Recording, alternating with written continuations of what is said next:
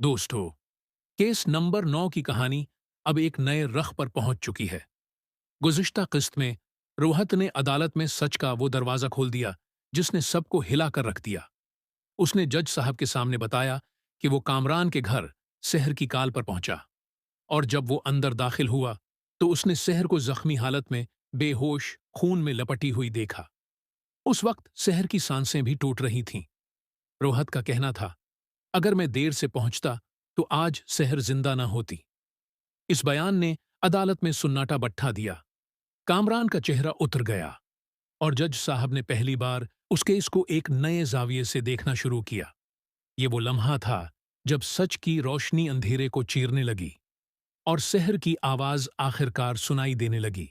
लेकिन दोस्तों, असल धमाका अभी होना था। कामरान अदालत में यह साबित करने की कोशिश कर रहा था कि कैमरे उसके घर केस के बाद लगवाए गए थे। लेकिन यही गलती कामरान को जकड़ लेती है, क्योंकि उसकी बीवी करण ये बात जानती थी कि कैमरे घर में पहले से मौजूद थे। करण घर जाती है और पुरानी फुटेज ढूंढती है। उसे सीसीटीवी की वो रिकॉर्डिंग मिल जाती है जिसमें पूरी सच्चाई मौजूद थी। दोस्तों, फुटेज में सब वाज़ेह था। शहर पर हमला किया गया था, उसके साथ ज्यादती हुई थी। करण ये सब देखकर दहल जाती है। पहले तो वो खामोश रहने की कोशिश करती है, लेकिन रोहित की तरह इसका ज़मीर भी जाग उठता है। उसे एहसास होता है कि अगर वो खामोश रही तो वो भी जुर्म में शरीक होगी। फिर करण कामरान का सामना करती है। वो कहती है, मैं तुम्हें सिर्फ एक शर्त पर मुआफ कर सकती हूं, अपनी बेटी से मिलने दूंगी अगर तुम अदालत में जाकर इकबाल जुर्म कर लो। लेकिन कामरान, जैसा कि हम सब जानते हैं, बचाव में लग जाता है। वो सीसीटीवी फुटेज भी तोड़ देता है, सबूत मिटा देता है। मगर दोस्तों, वो ये भूल जाता है कि करण इतनी सादा नहीं। करण पहले ही फुटेज की कापियां महफूज कर चुकी होती है।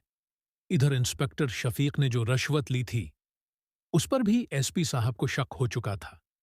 इंक्वायरी होती है, दबाव डाला जाता है, और फिर जेल में बैठे मुलाजमीन सब कुछ उगल देते हैं। इंस्पेक्टर शफीक की हकीकत बेनकाब हो जाती है। और फिर वो लम्हा आता है जब करण तमाम वीडियोज शहर की वकील बेनुश को दे देती है। अदालत में सब कुछ चलाया जाता है। जज साहब फुटेज देखकर हैरान रह जाते हैं। कामरान का हर झूठ, हर साजिश, हर मकरू फरेब बेनकाब हो जाता है। फैसला पलट जाता है और शहर के हक में आता है। शहर पर होने वाली ज्यादती साबित हो जाती है। कामरान पर मीडिया के जरिए फैलाए गए झूठों का इल्जाम लगता है। इंस्पेक्टर शफीक पर रिश्वत और केस बिगाड़ने की दफात लगती हैं। और बुखारी साहब, जो कामरान के वकील थे, उनकी झूठी गवाही और गलत रहनुमाई उन्हें सजा तक पहुंचा देती है। अब इंजाम कुछ यूं होता है, शहर आजाद है, मजबूत है, खुद मुख्तार है। वो उन तमाम लड़कियों के लिए मिसाल बन जाती है जो जुल्म के सामने खामोश रहने पर मजबूर होती हैं। अली, जो हर कदम पर नजर रखे हुए था, अपनी गलतियों का एहसास करता है और शहर की जिंदगी में इंसाफ लौटाकर उसके साथ खड़े होने का हक अदा करता है। करण कामरान से तलाक ले लेती है। अपनी बेटी को लेकर अपने वालिदीन के घर चली जाती है। उसे समझ आ जाता है कि कामरान जैसे शख्स को बचाया नहीं जा सकता।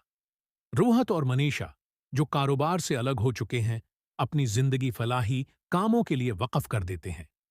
रोहत अपनी पूरी कोशिश करता है कि किसी और शहर के साथ वो जुल्म ना हो जो शहर के साथ हुआ।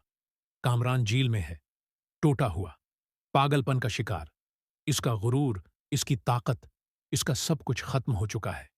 दोस्तों, ये कहानी साबित करती है, सच चाहे देर से सामने आए, मगर जीत हमेशा उसी की होती है। और अगर आपको ये कहानी पसंद आई हो तो वीडियो को लाइक करें, शेयर करें और चैनल को सब्सक्राइब करना ना भूलें।